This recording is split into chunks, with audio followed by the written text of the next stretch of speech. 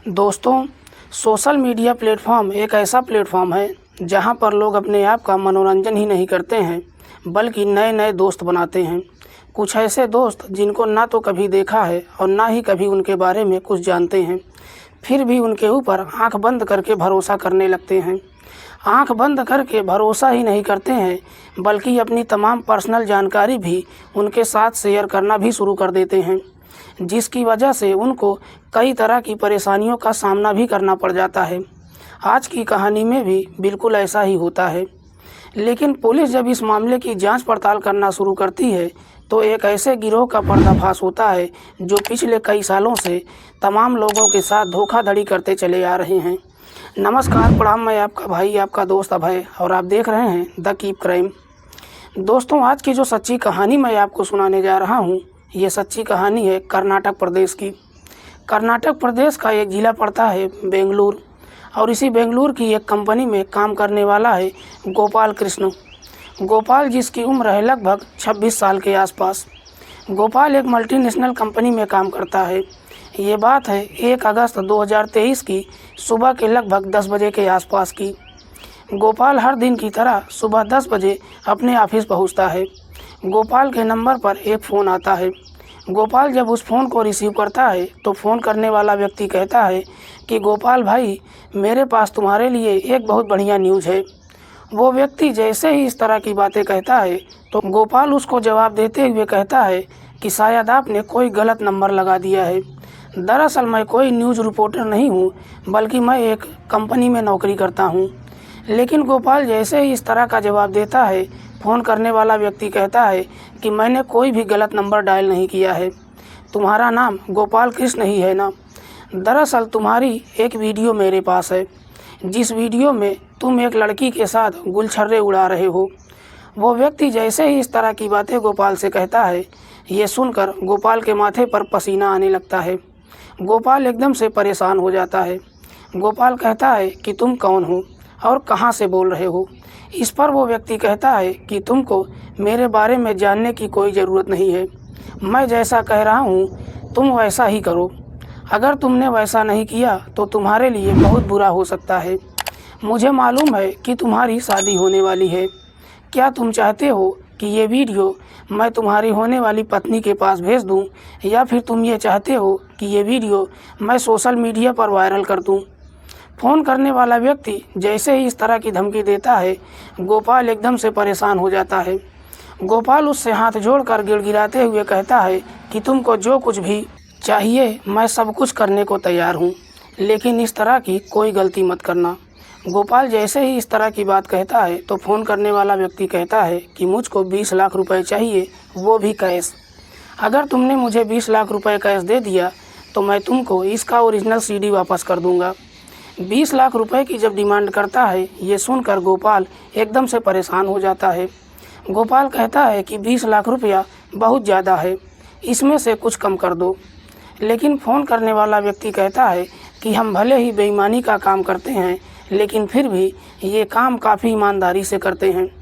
एक बार हमने जब 20 लाख रुपया बोल दिया तो इसमें से ना तो कुछ कम हो सकता है और ना कुछ ज़्यादा हो सकता है, और तुमको ये पैसा जितना जल्द हो सकता है मुझको देना पड़ेगा। और अगर तुमने ये पैसा मुझको नहीं दिया तो याद रखना, जैसा मैंने कहा है मैं बिल्कुल वैसा ही कर दूंगा। गोपाल अपने हाथ जोड़कर उससे रिक्वेस्ट करते हुए कहता है कि मैं तुमको 20 लाख रुपया तो दे दूंगा, लेकिन मुझे थोड़ा समय चाहिए, क्योंकि 20 लाख रुपए बहुत ज़्यादा होते हैं।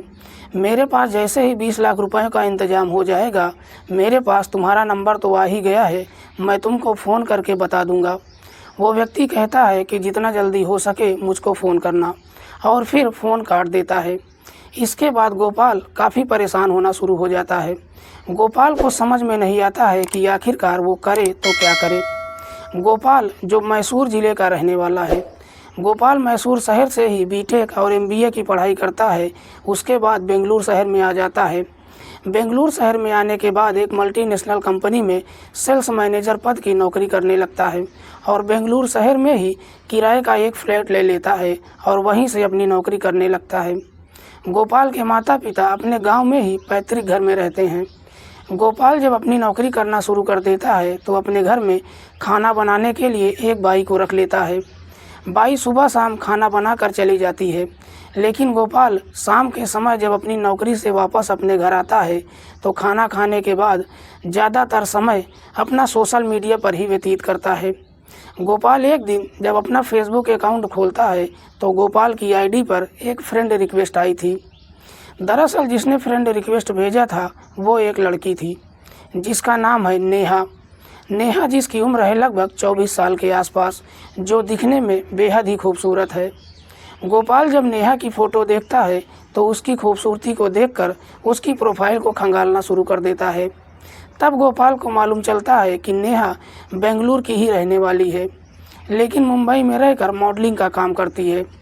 जैसे ही गोपाल नेहा की खूबसूरती को देखता है तो उसके फ्रेंड रिक्वेस्ट को एक्सेप्ट कर लेता है। उसके बाद सोशल मीडिया प्लेटफॉर्म के माध्यम से ही गोपाल और नेहा के बीच में चैटिंग और बातचीत होना शुरू हो जाता है। दोनों के बीच में जब कुछ दिनों तक चैटिंग होती है तो दोनों के बीच में दोस्ती हो जाती है, लेकिन गोपाल और नेहा के बीच में जैसे ही दोस्ती शुरू हो जाती है उसके बाद दोनों अपना अपना मोबाइल नंबर भी एक दूसरे के साथ शेयर कर देते हैं और फिर फ़ोन के माध्यम से ही बातचीत करना शुरू कर देते हैं। कुछ महीनों तक जब दोनों के बीच में फ़ोन के जरिए बातचीत होती है, आखिरकार गोपाल और नेहा के बीच में प्रेम प्रसंग शुरू हो जाता है। उस समय नेहा मुंबई में मॉडलिंग कर रही थी। एक दिन गोपाल नेहा से कहती है कि क्या हम दोनों फ़ोन पर ही बातचीत करेंगे या फिर हमारी कभी मुलाकात भी होगी। जैसे ही गोपाल इस तरह की बात कहता है, नेहा कहती है कि मैं भी तुमसे मिलने के लिए काफ़ी बेचैन हो रही हूँ। दरअसल मेरे पास अभी टाइम की काफ़ी कमी हो रही है, लेकिन जैसे ही मैं बेंगलुरु आऊँगी तो मैं तुमको ज़रूर बताऊँगी। जब कुछ दिन का समय गुजर जाता है, दोनों के बीच में बातचीत शुरू होती है। एक दिन नेहा गोपाल से कहती है कि मैं 2 दिनों के लिए बेंगलुरु आ रही हूँ, क्या तुम मुझसे मिलने आ सकते हो। नेहा जब मिलने की बात कहती है तो गोपाल ये सुनकर काफ़ी खुश हो जाता है। गोपाल कहता है कि तुम जब भी आना मुझको फ़ोन कर देना। नेहा कहती है कि मैं कल ही बेंगलुरु आ रही हूँ। अगली सुबह 8 बजे ही गोपाल नेहा के नंबर पर फ़ोन करता है और कहता है कि बताओ मुझको कहाँ पर आना है। नेहा अपने फ्लैट का पता गोपाल को देती है। जैसे ही नेहा अपने फ्लैट का पता देती है, सुबह सुबह ही गोपाल सूट बूट में नेहा से मिलने के लिए उसके फ्लैट पर जाता है। इधर गोपाल जब नेहा के फ्लैट पर पहुंचता है उस समय नेहा भी अपने फ्लैट में बिल्कुल अकेली थी। नेहा जैसे ही दरवाज़ा खोलती है, जब अपने सामने गोपाल को देखती है, खुशी के मारे उसको गले लगा लेती है। लेकिन नेहा जब गोपाल को गले लगाती है, ये देखकर गोपाल भी अंदर ही अंदर काफ़ी खुश हो जाता है। नेहा गोपाल को वैसे ही गले लगाकर कमरे के भीतर जाती है। दोनों एक दूसरे का ना तो हालचाल पूछते हैं और ना ही दोनों कोई बातचीत करते हैं, बल्कि उसी समय ही दोनों के बीच में संबंध बनना शुरू हो जाता है। लेकिन जैसे ही दोनों के बीच में संबंध बनना शुरू हो जाता है, उसी दौरान ही कमरे के भीतर 2 लड़के प्रवेश करते हैं और इस पूरी आपत्तिजनक हालत का कुछ फ़ोटो और कुछ वीडियो क्लिप अपने मोबाइल फ़ोन में कैप्चर कर लेते हैं। लेकिन गोपाल जब उन दोनों लड़कों को देखता है तो देखकर एकदम से काफ़ी घबराने लगता है। गोपाल नेहा से पूछताछ करता है कि ये दोनों कौन हैं। उनमें से एक लड़का गोपाल को जवाब देते हुए कहता है कि दरअसल हम दोनों नेहा के दोस्त हैं। लड़का गोपाल से कहता है कि क्या तुम नेहा से प्यार करते हो। इस पर गोपाल कहता है कि मैं नेहा से बेइंतहा मोहब्बत करता हूँ। वो लड़का गोपाल से कहता है कि फिर तुमको नेहा से शादी करनी पड़ेगी। गोपाल नेहा से शादी करने के लिए भी तैयार हो जाता है, लेकिन तभी उनमें से दूसरा लड़का कहता है कि शायद तुमको मालूम नहीं है कि नेहा मुस्लिम है। अगर तुमको नेहा से शादी करना है तो सबसे पहले तुमको अपना धर्म परिवर्तन करना पड़ेगा। जब धर्म परिवर्तन करने की बात कहता है तो गोपाल अपना धर्म परिवर्तन करने के लिए भी तैयार हो जाता है। गोपाल जब हर तरह से नेहा से शादी करने के लिए तैयार हो जाता है, तब कहीं जाकर नेहा अपना असली रूप दिखाती है। नेहा कहती है कि तुम हमारे चंगुल में फंस गए हो और हमने तुम्हारा कुछ फ़ोटो और कुछ वीडियो मोबाइल फ़ोन में कैप्चर कर लिया है। अब जैसा हम कहते हैं तुमको वैसा ही करना पड़ेगा। तुम्हारे पास जितना भी पैसा है वो सब हमारे हवाले कर दो। नेहा जैसे ही इस तरह की बात कहती है, उसका असली रूप देखकर गोपाल को अपनी आंखों पर भरोसा ही नहीं होता है। नेहा गोपाल का पर्स छीन लेती है। उसमें जितना भी पैसा था सब निकाल लेती है। उसके बाद गोपाल के अकाउंट से लगभग 7 लाख रुपया अपने अकाउंट में ट्रांसफ़र भी कर लेती है। गोपाल कैसे भी कर से उस घर से बाहर निकलता है, ऑटो पकड़कर अपने घर चला जाता है। लेकिन गोपाल जब अपने घर पहुंचता है तो ये सोचकर काफ़ी खुश होता है कि चलो इतने पैसे में ही ये सारा मामला रफा दफा हो गया। गोपाल इस बारे में किसी से कोई चर्चा भी नहीं करता है और फिर पहले के जैसा ही अपनी नौकरी करने लगता है। लेकिन जैसे ही 1 अगस्त 2023 को अपने ऑफिस में पहुंचता है, इसी सिलसिले में एक लड़का गोपाल के नंबर पर फ़ोन करता है और उससे 20 लाख रुपए की डिमांड करता है। अब गोपाल ये सोच में पड़ जाता है कि अगर मैंने इसको 20 लाख रुपया दे भी दिया तो क्या इसके बाद ये लोग मुझे फिर कभी ब्लैकमेल नहीं करेंगे। गोपाल को लगता है कि शायद मुझको 20 लाख रुपए नहीं देना चाहिए, बल्कि मुझे इस मामले में पुलिस के पास जाना चाहिए। और फिर गोपाल नज़दीकी थाने में जाता है। गोपाल नज़दीकी थाने में जाता है और पुलिस वालों से अपनी पूरी कहानी बताता है। जैसे ही गोपाल अपनी पूरी कहानी पुलिस वालों को बताता है, ये सुनकर पुलिस को भी पूरा भरोसा हो जाता है कि ज़रूर ये किसी गिरोह का काम है। पुलिस अब अपराधियों तक पहुंचने के लिए गोपाल से उस नंबर को और साथ ही साथ जिस नंबर पर गोपाल ने पैसा ट्रांसफ़र किया था सब ले लेती है और इन्हीं सारी जानकारी के जरिए अपराधियों की तलाश करना शुरू कर देती है। पुलिस इस मामले को इतने सीरियस तरीके से लेती है कि आखिरकार 2 दिनों के भीतर ही पुलिस 3 लड़कों को अपनी हिरासत में लेकर थाने आती है, जिनमें से एक का नाम है अब्दुल कादिर, दूसरे का नाम है यासिर और तीसरे का नाम है श्रवण प्रकाश। पुलिस जब इन तीनों को लेकर थाने आती है, इन तीनों से इस पूरे गिरोह के बारे में पूछताछ करती है। ये तीनों कहते हैं कि साहब कुछ महीने पहले हम सभी एक साथ जेल में थे। जेल में ही हम तीनों की मुलाकात हुई थी और फिर हमारे बीच दोस्ती हो गई। यासिर पुलिस वालों से कहता है कि साहब जेल में ही इस पूरे प्लान के बारे में हमने षड्यंत्र बनाया था। जब हम तीनों जेल से बाहर छूट कर आए थे तो हमको इस गिरोह में एक लड़की की ज़रूरत थी, इसलिए हमने सोशल मीडिया पर एक लड़की की तलाश करना शुरू किया जो दिखने में बेहद खूबसूरत हो और आखिरकार हमको नेहा मिल गई। जैसे ही नेहा मिल गई हम तीनों जाकर नेहा से मुलाकात किया और अपने पूरे प्लान के बारे में बताया तो नेहा भी पैसों के लालच में आ गई।